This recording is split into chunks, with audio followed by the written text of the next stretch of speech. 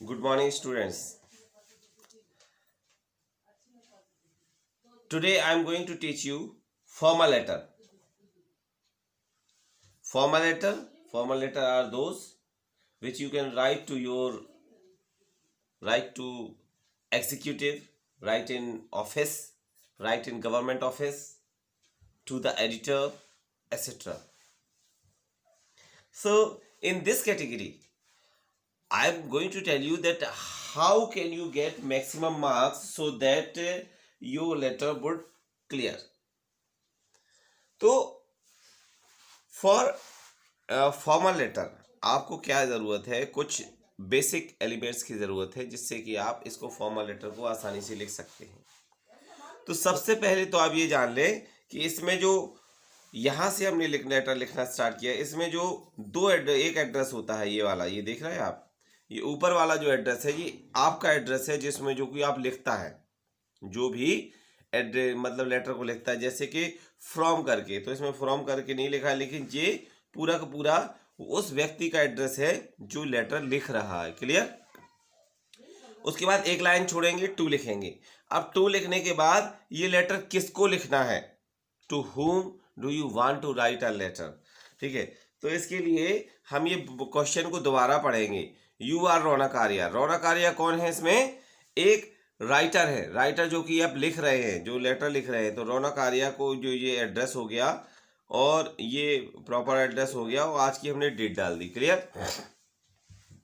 उसके बाद हम ये देखेंगे किसको लिखना है लेटर, तो हम लिखेंगे to the director education. Director education, तो डायरेक्टर ऑफ एजुकेशन, इनको हमें लेटर लिखना है। तो हमें ये पता चल गया किसको लिखना है, तो हमने इसमें इनका नाम डाल दिया। उसके बाद ये कहाँ रहते हैं, दिल्ली में, दिल्ली 24, ये उनका एड्रेस है। ये अब अगर दिया है तो ठीक है, नहीं तो आप अपने मन से भी बना सकते हैं। क्लियर, ये एड्रेस है। उसके बाद हमें एक सब्जेक्ट लिखना है। तो सब्जेक्ट आप कैसे लिखेंगे, तो सब्जेक्ट लिखने के लिए आपको कहाँ, क्वेश्चन को ही एक बार दोबारा पढ़ना होगा, इसमें ही आपको सब्जेक्ट मिलेगा। तो सब्जेक्ट क्या है, हम इसको पढ़ेंगे दोबारा और हम ये देखेंगे।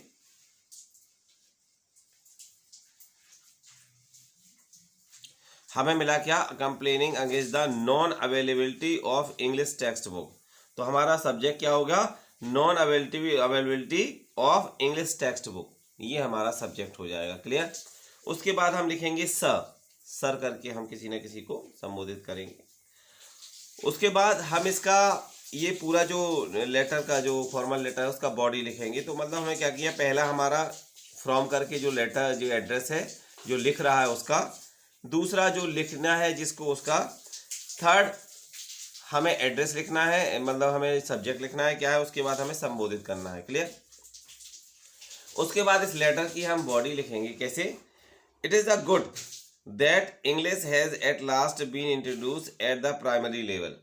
ये क्वेश्चन में भी दिया गया है, English has been introduce in the primary classes, ठीक है, level in the government school. पहले नहीं था, अब हो गया। But I am pained to write that, मतलब इनको इस बात का दुख हो रहा है, that a text book on English for this level are not available in the market. That means introduce तो हो गए, लेकिन इस चीज़ का आपको दुख हो रहा है कि जो बाजार में ये बुक्स अवेलेबल नहीं है। इसके बाद फिर देखें क्या लिखें, therefore I request you to look into this matter. आपसे अनुरोध किया जा रहा है कि आप इस मामले को गहराई से देखें। At once, without any delay, बिना देरी किए हुए, so that textbook for the English would available to the student, जिससे कि इंग्लिश की जो टेक्स्ट बुक हैं बच्चों के लिए, विद्यार्थियों के लिए अवेलेबल हो जाए। उसके बाद थैंकिंग यू। थैंकिंग यू यहाँ पे देखिए यहाँ पे योर्स ट्रूली नहीं लिखेंगे ना, आप योर्स ओबेडेंटली लिखेंगे। क्लियर। क्योंकि ये फॉर्मल लेटर है, फॉर्मल लेटर में हमें फॉर्मल लैंग्वेज ही इस्तेमाल करनी होती है। तो क्या करेंगे हम स्टूडेंट, थैंकिंग यू, और फिर रौनक आर्या। यहाँ देखिए ये रौनक आर्या नाम कहाँ से आया, तो आप ये देखेंगे क्वेश्चन में दिया गया रौनक आर्या, रौनक आर्या। तो उसका एड्रेस हमने पहले लिख लिया और उसका जो नेम है, जो व्यक्ति का नेम है, प्रॉपर नाउन है, वो हमने क्या किया, सबसे आखिरी में लिया। तो ये रौनक है। So in this matter you will see that how can you write a formal letter.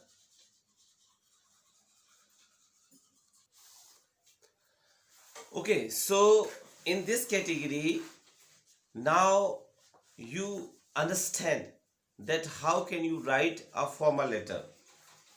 How can you write a formal letter? And today I taught you that how can you write a formal letter to the director of education, and the problem has been considered. So that in a formal letter you have to follow some instruction. That means you need a sender address. First you write the sender address, that means who write the letter. Clear? And then to whom do you want to write the address and proper position of that particular person. And then you write the subject, and then you write the subject, and after that you start writing the letter, sir or madam.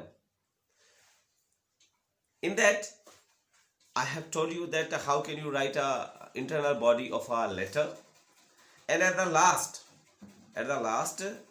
thanking you, and whoever introduced you to write the letter. That means in this the letter, the Ronak Arya, who is going to write a letter. So at the last, thanking you and write the name of a Ronak Arya, so that the question would be clear.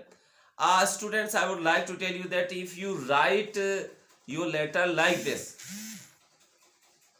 then you will get maximum marks. Then you will get maximum marks. Thank you.